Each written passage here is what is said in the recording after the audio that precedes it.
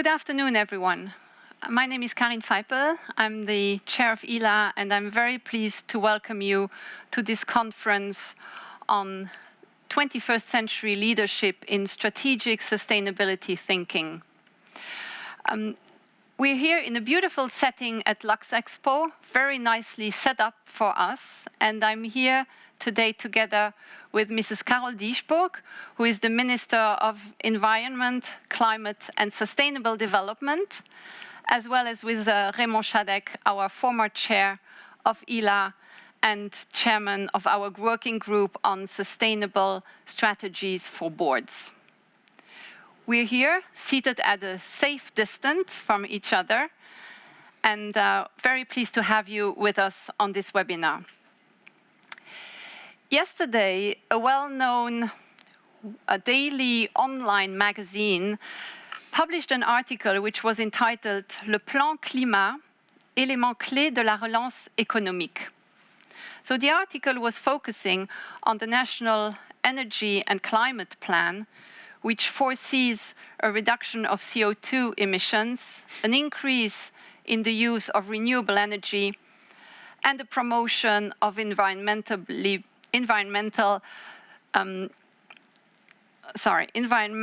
friendly buildings. So the article was saying how the Luxembourg Energy and Climate Plan will be a key element in the recovery of the national economy following the current COVID-19 crisis.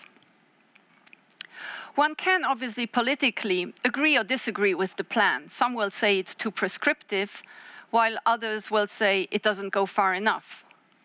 But there certainly is a consensus that something needs to be done to address the climate crisis. And hence, companies will need to adapt the way they do business, which means that they will need to adapt their strategies, taking into consideration and account the challenges of addressing climate crisis, but also the other aspects of sustainable development. And when we speak about strategy, we obviously speak about the boards of directors, because the board is the corporate body that defines a strategy in a company. For that reason, sustainability has been a key focus for ILA for the past few years. We have set up a dedicated working group, as I said, which is chaired by Raymond Chadec, on the sustainability strategies for boards. Why? Because it is important that we help our members understand the importance of sustainability and to embed sustainability in their strategies. On that basis, we have designed a training program to help members on leadership in sustainability strategies. Together with Professor Dr. Ravi Fernando, who, as you probably know, is an expert on sustainability strategic thinking. But more about that training program later. Now I will hand over to Mrs. Carole Dieschbourg, as I said, the Minister of Environment, Climate and Sustainable Development in Luxembourg. She will talk to us about the Energy and Climate Plan of the Luxembourg government, with a specific focus on the opportunities for local companies. After that presentation, we will have a Q&A, which Raymond Chadec will moderate, and for that I invite you to put in your questions through the chat function in the Zoom, and we will then be addressing those questions later on.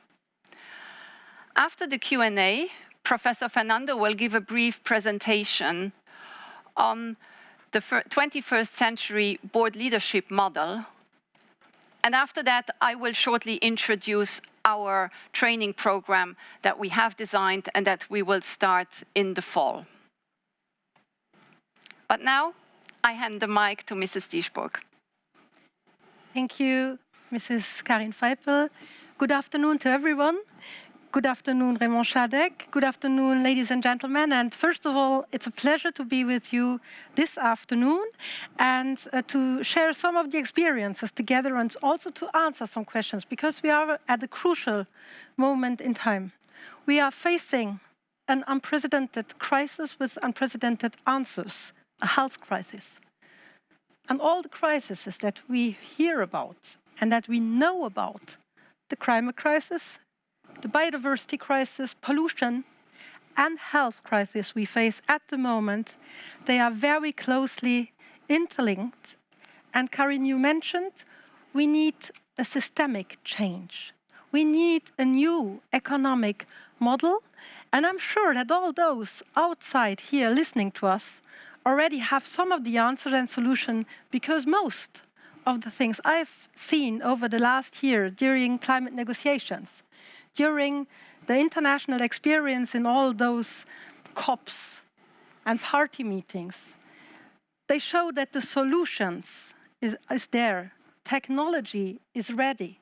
We are creative enough to recreate the world, to rebuild better from this crisis. The challenge we now have is to combine this in a very holistic way and to find solutions to all those crises we face in one time. That's why Pierre Gramegna, Claude Turmes, Franz Fayo, and I, immediately after a call from Pascal Canfin, a European parliamentarian, agreed to sign a call of ministers, parliamentarians, economic actors, civil societies, and NGOs to put the Green Deal at the core of the recovery plans, because it's of utmost importance to invest into the right direction, to be competitive for the future at the European level or the national level. And that's why we also see as a government our climate and energy plan, which was also running through the public consultation in March. And the government took the decision to take this plan during this crisis, because we think that we have to combine those ideas and to create opportunities to increase and to accelerate the transition towards a healthy, a resilient world. And I think this is what we are all fighting for. We all see that we have to change, but I think most of you already have seen that there are many opportunities. Because if you speak about change, you also speak about new investment opportunities. You also speak about big investments. Because if we want to change everything, we have to rebuild everything. We have to rebuild our houses. We have to rebuild public infrastructure. We are investing in Luxembourg at the moment as much in public transportation as we did never before. So basically, what we have done in this climate and energy plan is to work as well on a sectorial level as also to mention finance. So you mentioned already that we have to reduce by 2030 55% of our CO2 emissions, which is a big challenge. But this means also, and we already took some decision for the recovery plan, we said we're going to enable people to accelerate their transition at home. So we decided to scale up the subsidies in housing. For instance, if you replace your old fossil heating system by a new one, you can get until 81% of the costs subsidized by Luxembourgish government. So I think this is a fair chance for everyone to change a polluting heating system based on fossil energy by producing yourself your own energy based on renewables, your own heating system, by making the transition coming away from mobility, which is polluting city town centers, which is taking a lot of place, by changing and going, for instance, and buy a bicycle to go to work. We already have 12,000 asks of subsidies already now. During the last months, we see that people just take the chance in order to have a better living quality in the center of our cities, rediscover nature, change their habitudes, having better living quality at home, autonomy for such a small country, for everyone, in production of renewable energy is a big opportunity. So we have civil society and private people who are able to invest. We have local economic players who can do this work. We keep the money here, invest in a sustainable future, and so by doing this, we can all be actors of change. By being actors of change, I think we need to see that we are not going to solve the problems the way they have been created. It's Einstein who already said this. So we need creativity, flexibility, look into new materials. We also need, and I think this is what you have in the companies, because I've been in private sector before. I think what is something that we have in common, we have the courage to do things, to take the things, to see that there are crises and choose the opportunities to change.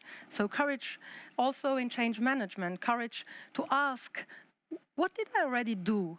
Am I transparent? Am I making sustainability checks in my system? What are the first step or the second or the third to take in order to be more sustainable? We also, I think, need pioneer spirit. Because, and earlier on I spoke about competitiveness. Competitiveness means that as sooner, as earlier we adopt new legislative files, the better it is for the competitiveness of your company. So I think if you look at the recent actions, for instance, on the finance sector, I may mention the stock exchange, for instance, with the green exchange being a front runner, Luxembourg together with the finance ministry, with civil society, we had a sustainable finance roadmap. We have been pioneering on this. So Luxembourg already has a big ecosystem if it comes to sustainable finance. And I had a meeting this morning with the finance minister in order to take the next steps if it comes to implementation of the sustainable finance roadmap, the Luxembourg Sustainable Finance Initiative, where we will coordinate the next steps in order to keep this pioneering spirit, to be the front runners if it comes to sustainability in the finance sector. Because we also have to think that we have, if we have, for instance, circular economy, we need new calculation models. This means that we have to change really everything.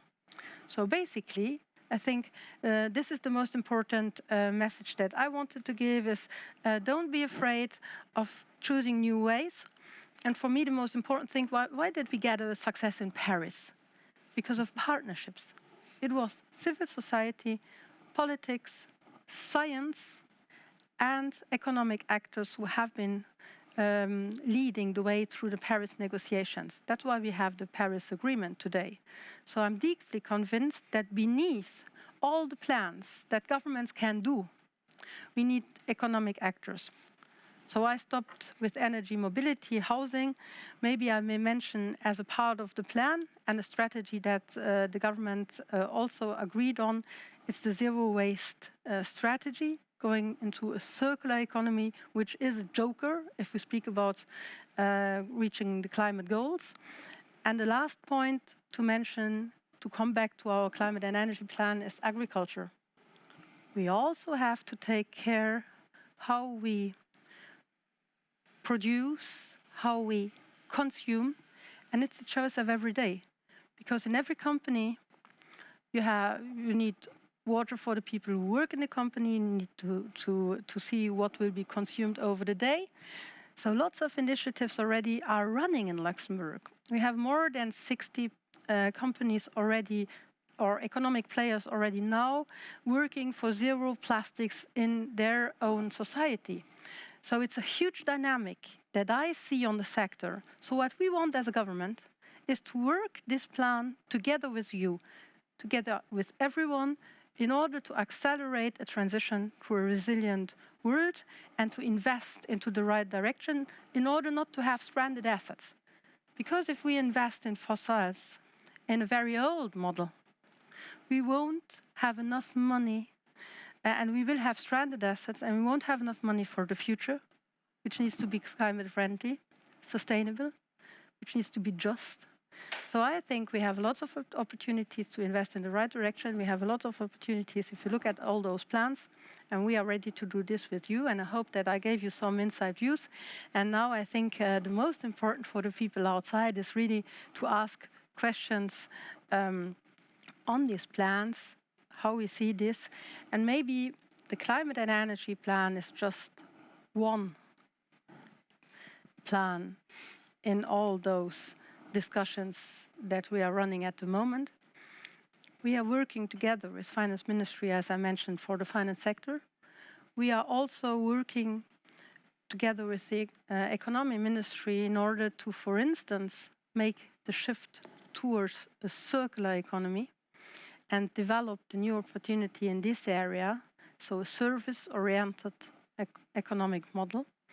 And I think all those, for every one of you, in every single society, we need to develop new answers. So I think solutions are ready, people are ready, government is ready, and with that I finish, and thank you for the attention. Okay, thank you very much. I just want to add one point is that Minister Dieschbourg is living her talks because on Twitter and on LinkedIn you can see nice photos with when she was biking to Luxembourg today. Okay, but we have some interesting questions already, and the first question is from Claude, who refers to the Sustainable Finance Roadmap. By saying the transition we want to do is not possible with only public money. We also need private money. So we have developed this Sustainable Finance Roadmap, and the question is, where do we stand and what are the next steps? Okay, yes, so indeed, private money will be needed because it's, public money won't be enough in order to make the shift. That's why we created in February of this year was created a public-private entity called Luxembourg Sustainable Finance Initiative. We will have a new director. Actually, next month she will start working, and so the work of this entity will be to coordinate all the actions that we have now, to create and put into reality the sustainable finance roadmap and create a strategy which has to be then put into reality, and also to focus, for instance, on capacity building, because a lot of the initiatives that have been taken during the last years, they have, we see that they are very excellent showcases how we can, for instance, scale up public money with private money. If you look at the Climate and Forestry Fund that was created during the last years, where we do very good projects on circular, on wood protection and circular economy for some of the regions. There we scaled up, we managed to have private actors on board. So it's by showcasing that it's possible to have private actors on board, and that's why we want to put into life the Sustainable Finance Roadmap, where the next steps will be taken very soon. So I'm very happy that we had the courage to create this public-private entity, which will give life to what we decided on in the government already in end of 2018. Thank you. Next question is from Jane, who is asking the question, does the Luxembourg government have the objective to go as far as Denmark did on the climate law? So I'm very often in contact with my minister colleague Dan from Denmark, and indeed they scaled up already quite a lot during the last months. Luxembourg also did. In our climate law, what is important is that we have the right framework in order to work in coordination together. so that we have a sectorial approach, that every sector, from building, energy, industry, and agriculture, every sector will have its part to do, but in a differentiated manner, and that we create the framework to bring together people. So in our climate law, there will be a platform analyzing, asking questions, but also giving some incentives for us as government. What can be done more? So it's a question about a framework. What objectives do we want to have? So first of all, a reduction target of 55% of CO2 reductions calculated from 2005. Secondly, adapt to the climate change. Third, reorient the finance flows. So these are the three objectives of the Paris Agreement, where we are in line with, if you look at the objectives of the climate law. And secondly, how do we put this, how we bring this on the ground? How will we put this into reality? And that's the way how we work with sectorial approach, a whole government approach, and having everyone on board. And in order to finance this well, we also have passages about the climate fund, because we also in the future, we want to invest into the right direction. We want to give subsidies to people to accelerate what we can do together. And we also have to see how much we can, for instance, de-risk some of the very innovative things that we see outside. So basically, I do not know if Denmark is going far beyond. That's the way how we plan the transition, and I can tell you that we plan it with everyone on board. I have a follow-up question on that one, which I guess many of us have is, yes, we are aware, or some of us are aware in their specific sectors about this sectorial approach.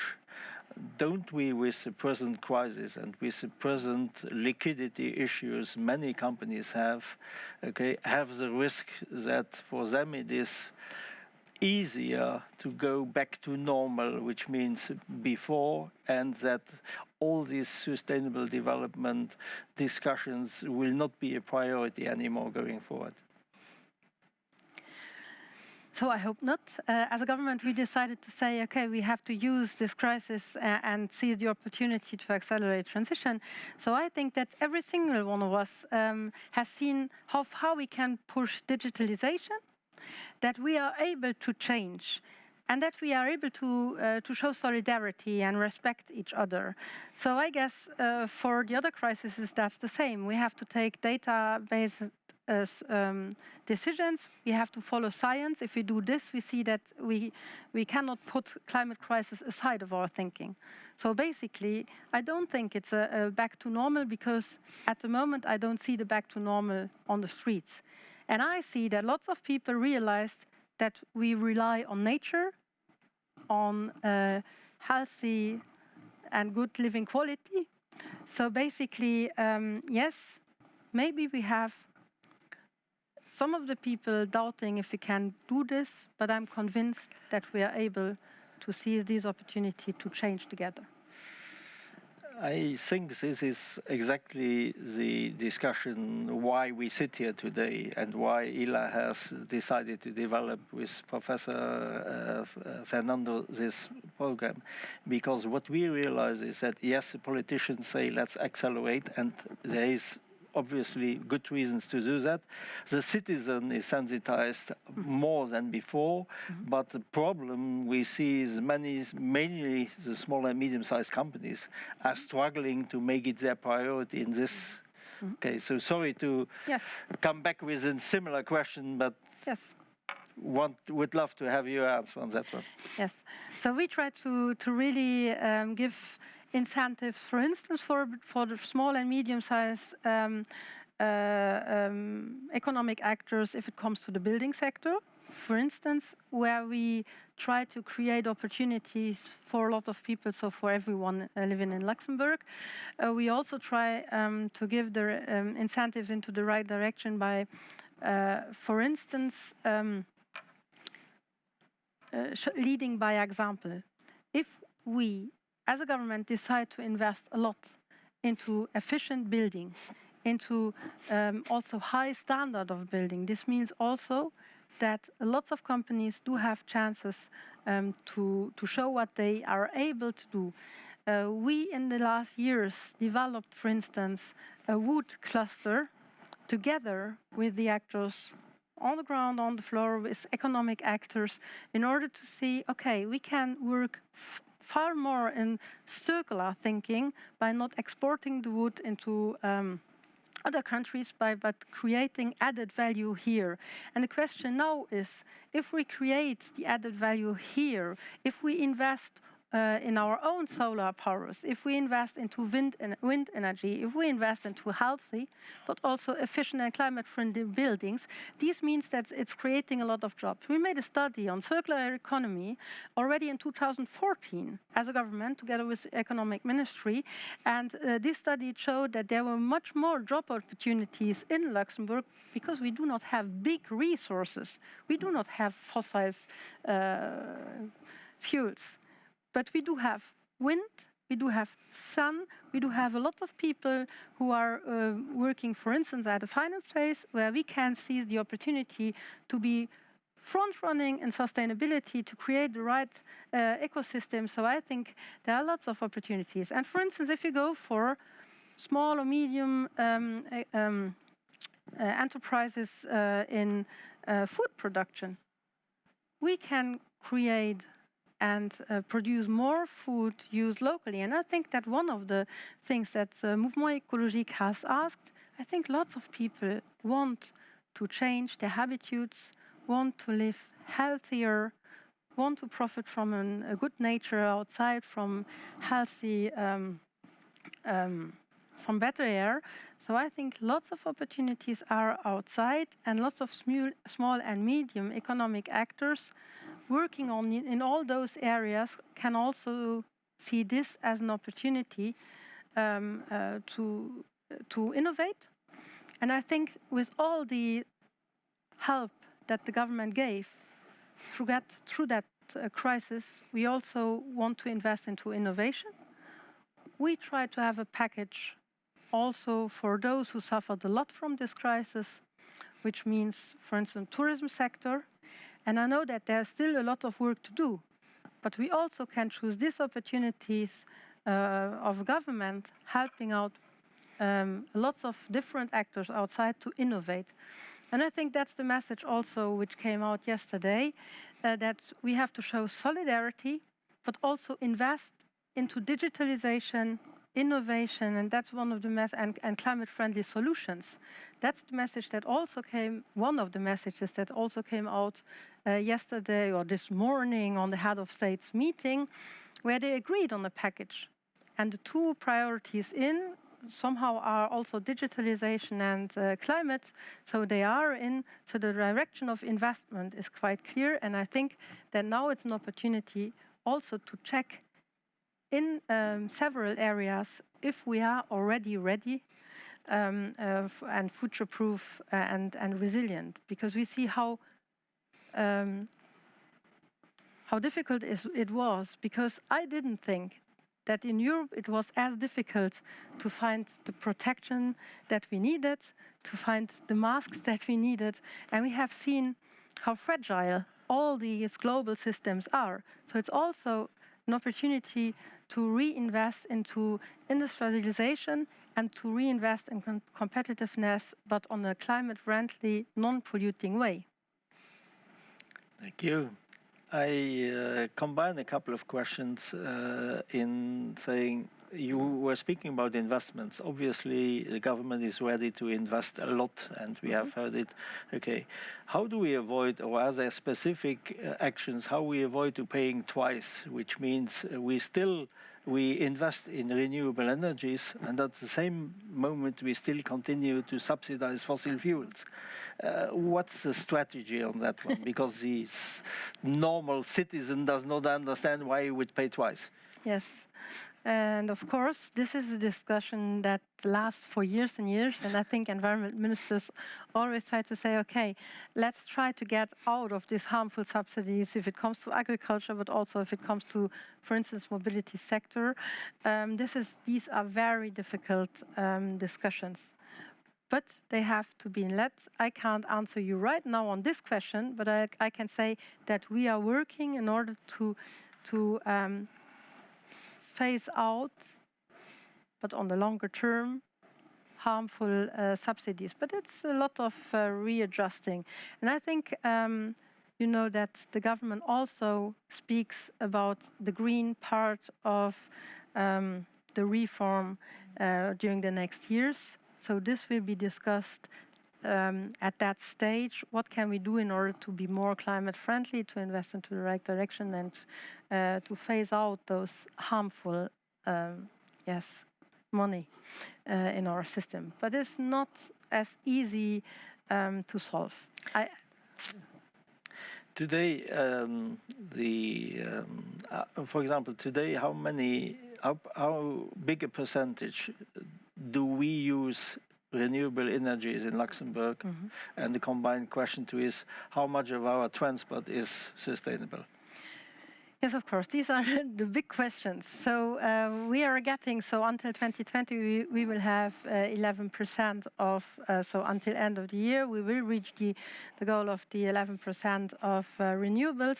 And indeed, we are trying to do our best to scale up as fast as possible.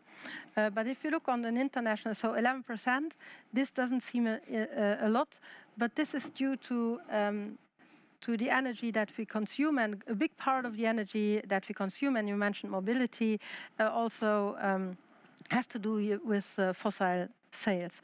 So mobility sector as a sector is responsible for 68% of the CO2 emissions in Luxembourg. So this is the biggest sector. Normally in Europe, it's about 20% of the CO2 emissions.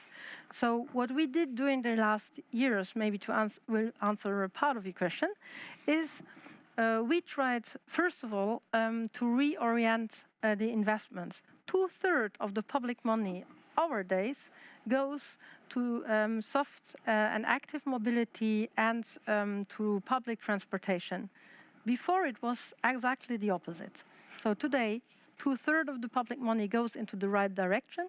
We also, so everyone can take the public transportation now because we have gratuity.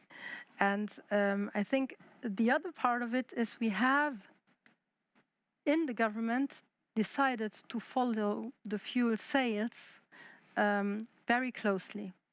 So during the crisis, we also had a slowing down of the economies, and also had a slowing down of fuel sales during this crisis, so that we will be able to reach our climate goals.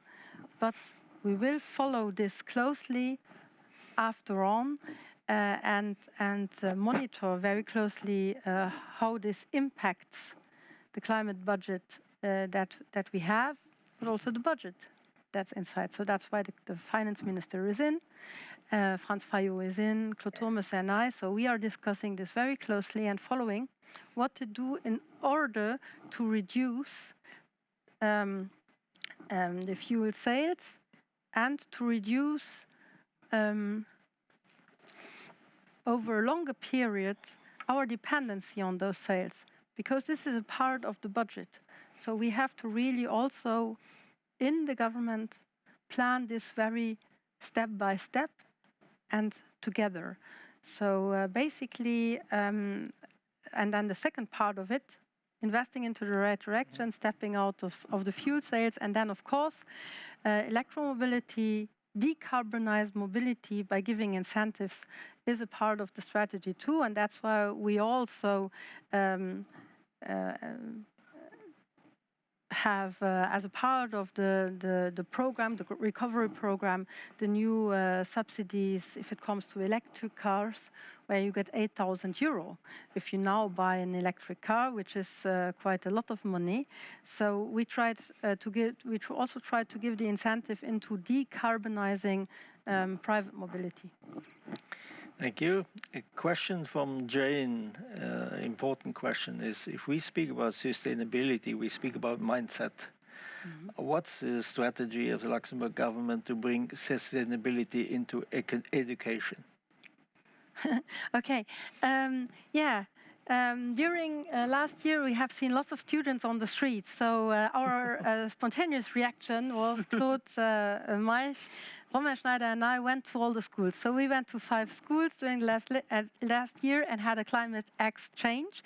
And we organized during last autumn the first sustainability fair, especially dedicated to education people. So to the trainers, to the people working in educations, in order to bring all actors together. So we had an occasion to have the NGO sector in, but also very nice examples of sustainabilities in different schools, because we already have a lot of students who invested a lot of their thinking, for instance, in reducing the bottles used in the school buildings, where we had some schools who had very active students who managed to reduce already more than half of them. And we had several very good projects.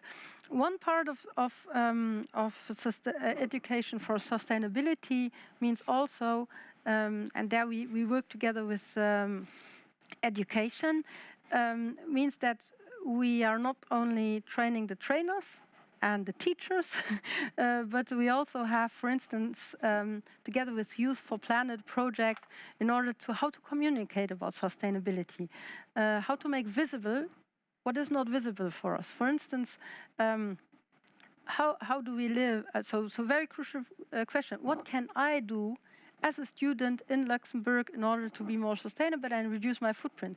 So it's beginning by the very morning, get up, take the choice of what I eat, how to get to school, how to behave. So it's about very practical questions, what everyone can do, that has been developed during the last years. And last point, it's not stopping in schools. We also, during the last months, worked a lot in how to, for instance, make capacity building in the finance sector. Yes. We also are working together with the university, and I hope we can go in public soon, because I think that it's also making the connection between lifelong learning and education in schools. So we try to really have an overall picture, because you don't stop learning if you go out of school. A question which is perhaps related, but which is coming from José, who is, when you were speaking about the climate plan of Denmark, you were referring to partnerships with Denmark, etc. Have we considered partnerships with Canada, or more specifically Quebec, who is very well advanced in some of these points? Honestly, no. At the moment, we haven't foreseen a partnership with Canada and Quebec, but it would be interesting. So we are always interested in an exchange of good practices. That's why we also, for instance, work with region in the United States of America, for instance, where we have an MOU together with the Netherlands and some other countries with regions in the US, because it's not only Trump, but we also have regional levels. So basically, what we tried to do over the last years during the climate conferences is establish good way of exchange of best practices over the world. But if there are incentives into that direction, or ideas what could be done more together, we are very open to get into touch with people who want to share good experiences. Thank you. Before I get to my last question, a very specific question from Hugo. The 80% subsidy, okay, for renewable energy at home, how long will it last? Yes, this is clearly defined, because it's a very special just recovery package measure. It will last until every engagement taken until the March 21. So you have to make your choice quickly. But for instance, if it comes to the building sector, the renovation can be done until a year later, or by the end of the year, because we know that some of the projects, especially the bigger ones, if you decide to renovate the whole of a house, you won't be ready in March. So it's important that you take the decision and you make the deal before end of March 21. Before handing over to Karin again, last one, what messages would you have for members of board of directors of small and medium-sized companies in Luxembourg? To first, in this difficult moment, okay, be part of the transition, or as you say, be part of the solution and not part of the pollution. Yes, of course, be part of the solution, or maybe everyone wants to be on the good side of history. Everyone wants to be a hero in his life, and I may then maybe quote Bertrand Piccard, who made his travel around the world, and he said that the 21st century heroes will be people who will improve quality of life, fight poverty, and introduce more sustainability. And I think these 3 points are crucial for us as a society. So I think everyone wants to be a hero, so be courageous enough to be a hero of your own story. You have it in your own hands, what you do in your daily life, in your companies, together with the people working for you. So by taking the decision to live and invest climate friendly, I think you will not only be heroes, but you will be pioneering, and this is good for competitiveness. Thank you very much, Minister Dieschbourg. With that, I hand it over to Karin, which I think will give it over to Ravi, okay, to really give his message to the Board of Directors members. Well, thank you both. Thank you, Mrs. Dieschbourg, and thank you, Raymond.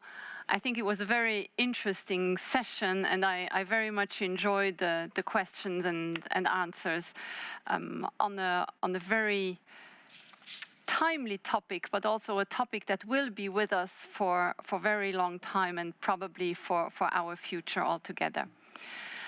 I will hand over now to Professor Fernando, who joins us from Sri Lanka. That's the beauty of being online. And he will talk to us about what a 21st century leader should be, obviously in an environment of sustainable development, and how important that is for board members. And then obviously, that will be an introduction to our upcoming training program that we will thereafter briefly present to you. So over to you, Professor. A very good evening, ladies and gentlemen.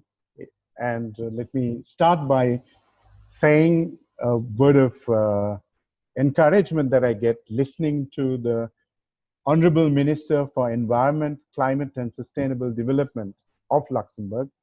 It is not always that we hear political leaders being able to articulate sustainability in the way she did.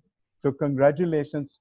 And I think Luxembourg is already off to a great start if we have people of that stature leading the sustainability effort.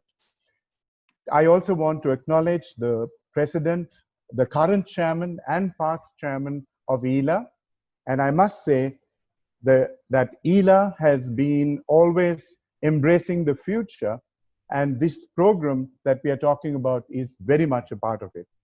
Today, the European Union has signed a 750 billion euro stimulus package, and I believe that this is a very important package that is going to help Europe basically drive the post-COVID green recovery of the world.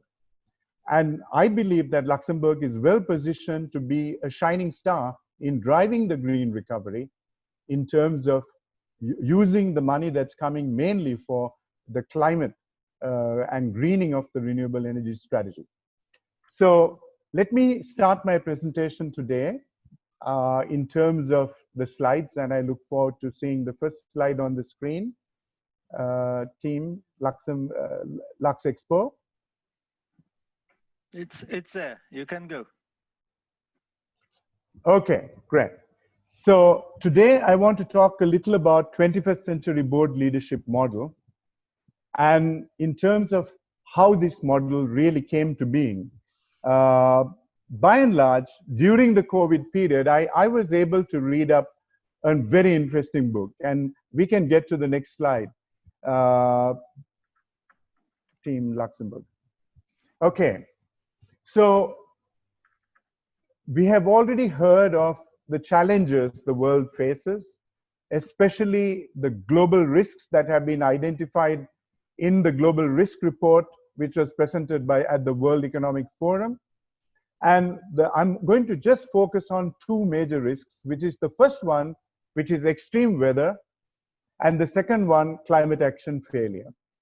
Extreme weather incidents in the world have increased from about 150 incidents per annum to nearly 700 incidents per annum.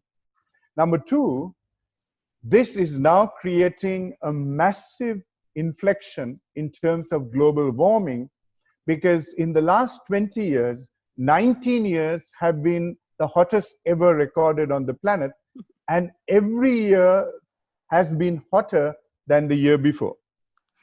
And if we look at what is happening even in the Arctic, the North Pole, we have seen temperatures rise to 37 degrees centigrade. And this is completely off the charts. This is the first time in the planet we have seen such high temperatures, which obviously is going to lead to the polar caps beginning to melt. And even the South Pole, we can see the figures were pretty much off the charts. Now, the second key risk that the world is talking about is climate action failure. And whose climate action failure are we talking about?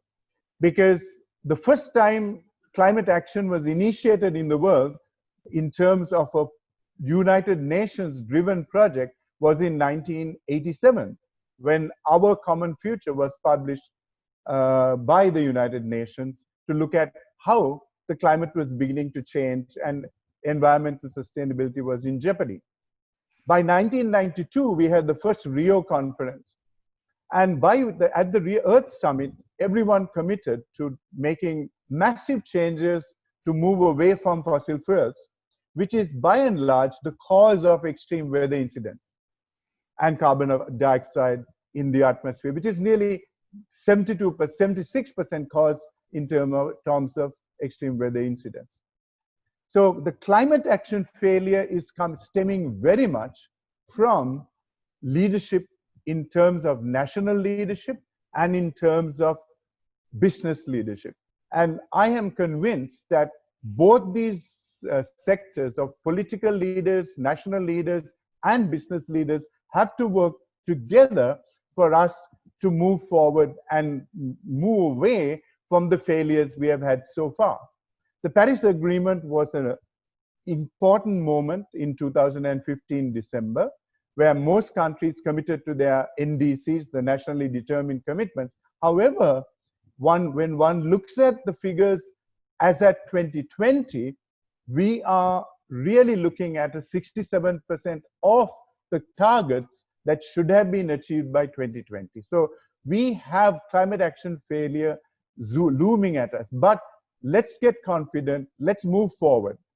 And when one looks at these risks, one of the things that happened over the COVID period for me was I was able to read an extremely important book, which inspired me to create the business model that I have created.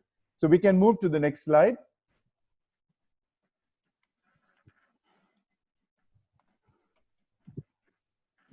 So this book is titled 21 Lessons for the 21st Century.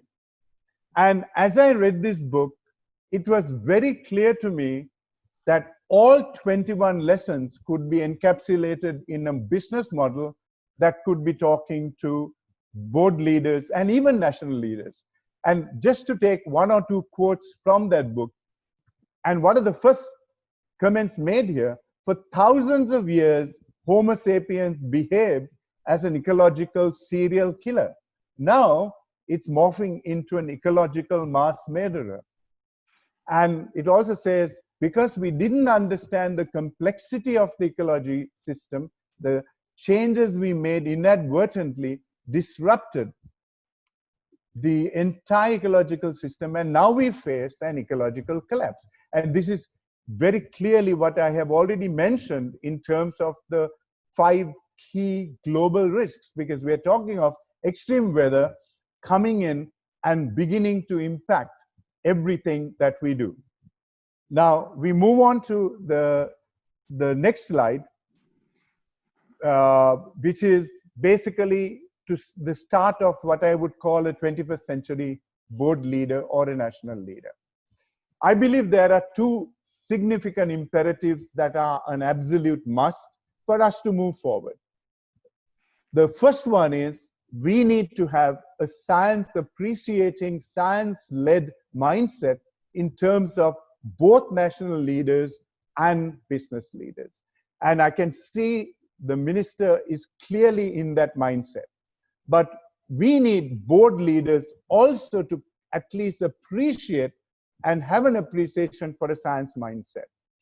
The second one is a triple bottom line mindset, which must pervade the thinking. And if you don't have a science mindset, you will never have a triple bottom line mindset, because you will wonder why we need a triple bottom line mindset. It's only a science mindset which basically will help us understand that a triple bottom line mindset, where we look at economic growth, but not just economic growth, sustainable economic growth, to be achieved by managing environmental sustainability and resources in an extremely stewardship-oriented manner, but yet contributing to the social progress of the nation and the social progress of the people working in companies.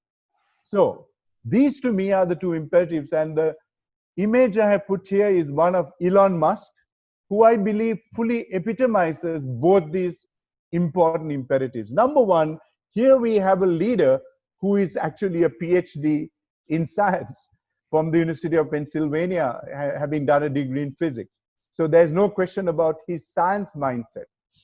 However, what is greatly appreciated is how he has turned the science mindset into not just a science mindset, but he has turned it into a business strategy, because all his businesses are pretty much focused on delivering economic profits, but doing so in a sustainable way. If we look at a simple example of Tesla, the motor company, it has 3 gigafactories in the world today, 1 in Nevada, 1 in Berlin that is coming up, and 1 in Shanghai.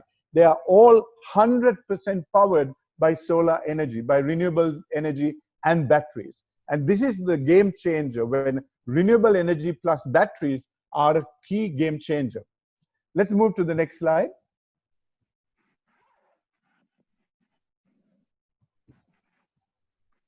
Okay, so now I want to introduce all of you to what I would title a 21st century board leadership model, which was influenced very much by the 21 lessons for the 21st century book by Yuval Harari.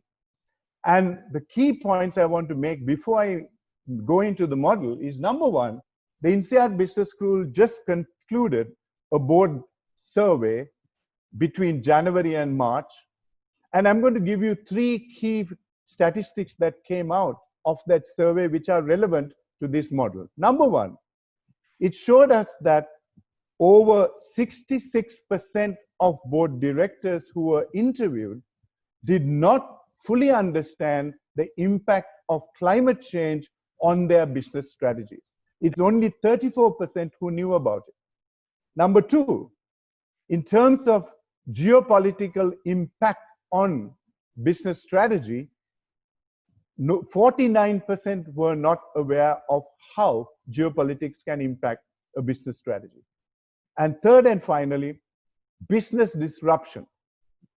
In this model, I talk about technology-led business disruption and geopolitical-led business disruption. And the figure is that 53% of the board directors interviewed did not fully understand how this would happen.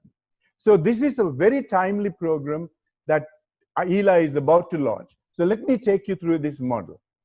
At the top of the model are the triple bottom line elements of economic, environmental, and social sustainability. we can talk of it as profit, planet, and people. In this model, what we are going to be talking about is an extremely focused solution in terms of every business understanding that the cause of the climate emergency is coming very much from the burning of fossil fuels. And in terms of a future economic and environmental strategy, the model will look at how businesses can move towards a business model that is moving towards a renewable energy 100 company. So REN 100 is a program that is on today in the world, and many companies have signed up to this. And when we look at some of the amazing nation companies like Google, like Apple, like Microsoft, they have already migrated towards the commitment to become a REN 100 company. And the main focus of the environmental model and the economic model will be to create new business models that are renewable energy driven, and how companies can move towards that quite rapidly and with clear examples of what can be done at each stage. Because we need to see us moving towards models, business models. And the most important element in terms of economic sustainability for both nations and businesses is to have a business model for businesses and a economic growth model for nations, which are pretty much driven from a REN 100 perspective and aggressively moving towards REN 100 in terms of climate emergency and economic business modeling. The third element is in terms of social sustainability. And that's the third element on the model.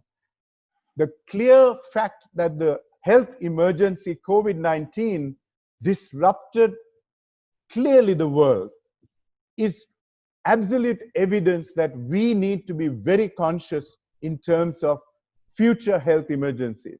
And let me start by saying the COVID-19 emergency has not gone away. It is very much with us. It is only when we have a proven vaccine out there, which is now beginning to be mass mobilized, can we even begin to think about the concept of going back to life as it was. And I don't think life will ever get back to what it was. Every company on the planet, every nation on the planet, we must understand the health emergency is as a result of national leaders and business leaders in the last 33 years since the 1987 book, ignoring, in most cases, the climate emergency.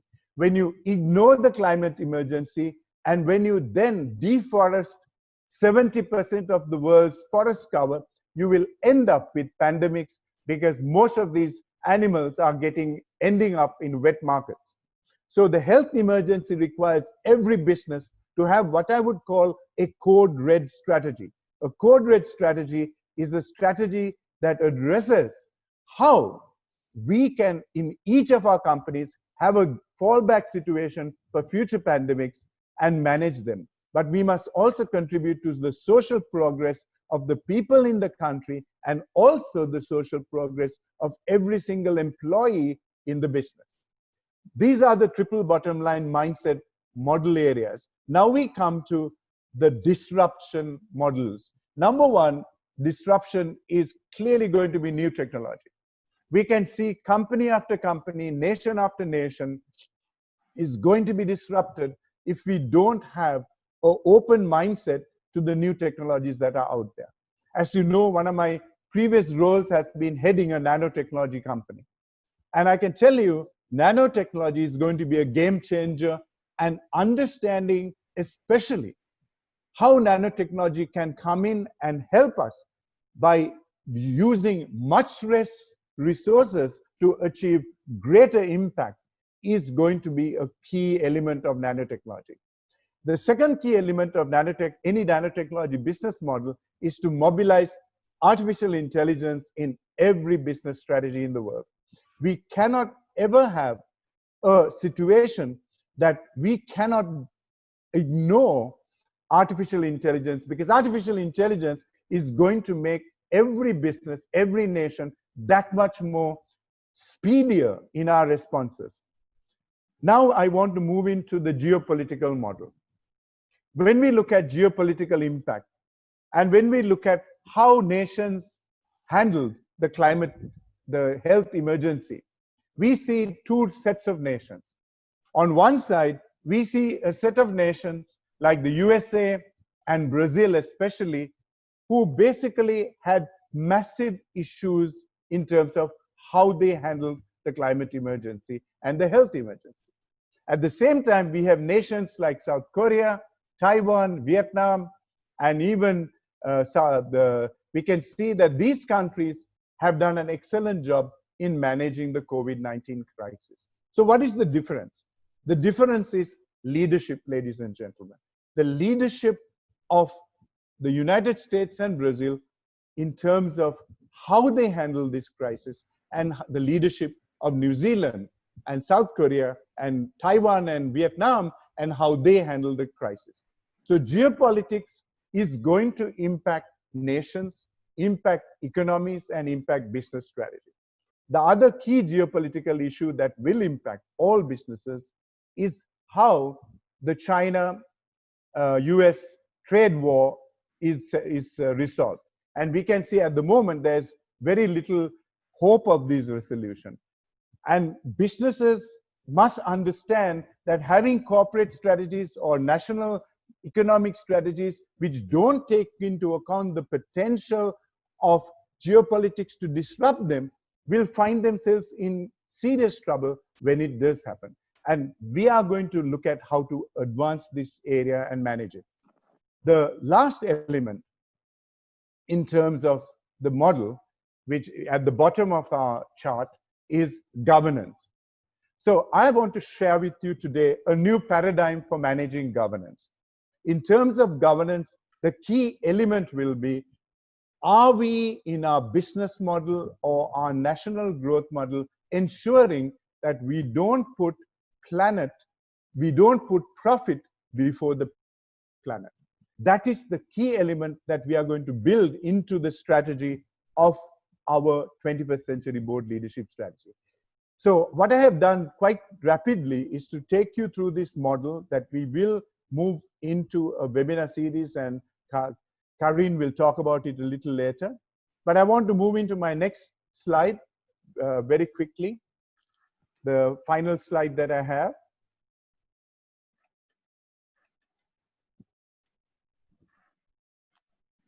So what this program is aiming to do is to create a future-ready 21st Century Board member, for that matter, a future-ready 21st Century national leader.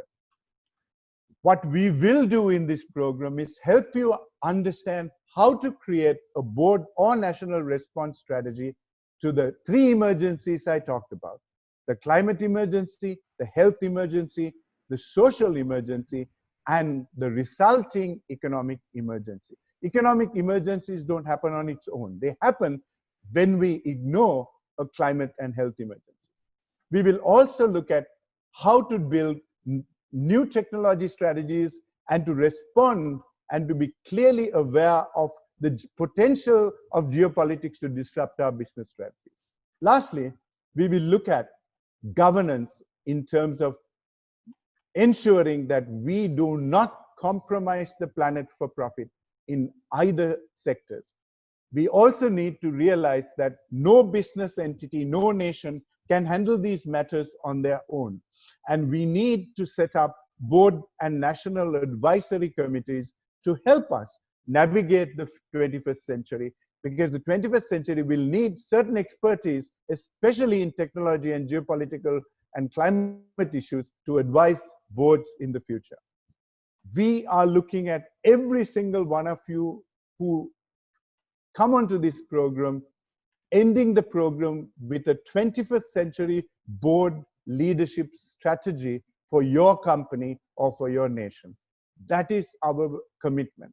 And with that, I want to hand you back to Karine, who will talk about the program. Thank you very much, ladies and gentlemen.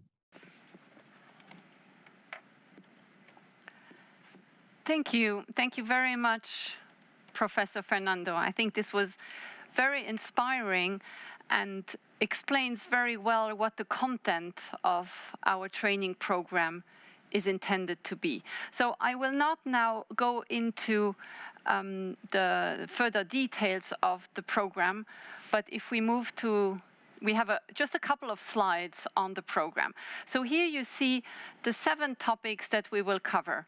We will cover these, and they are based on the model that Professor Fernando just explained. And so we will cover those in 7 separate modules.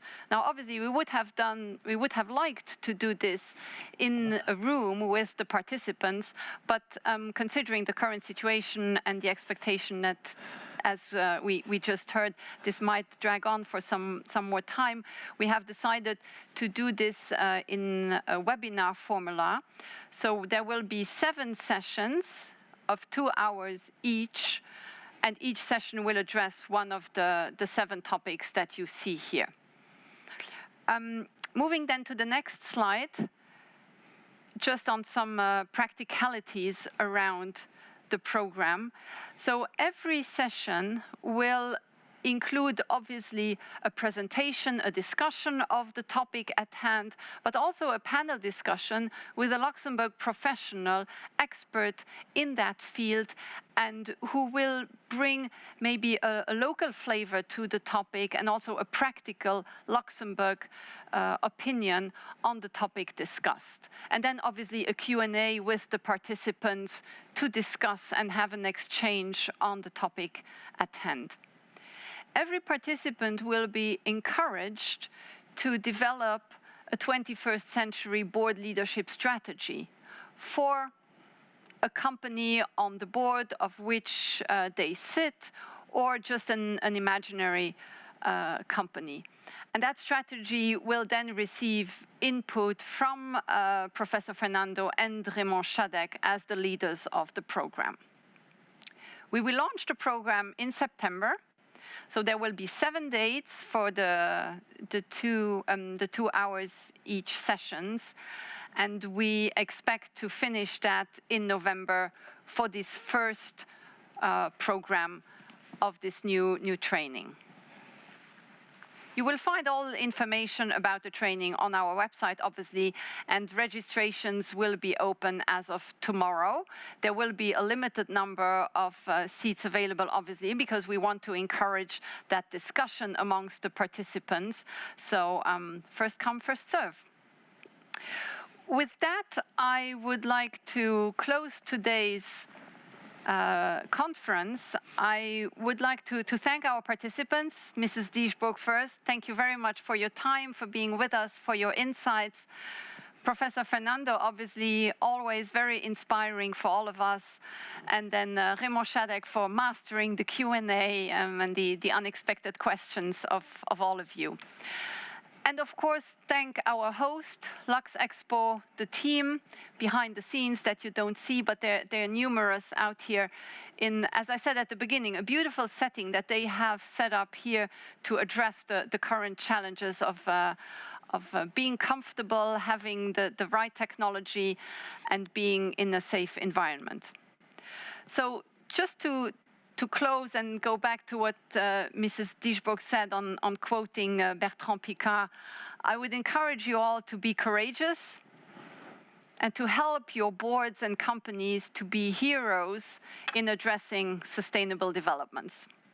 Thank you very much, and I wish you all a very good summer.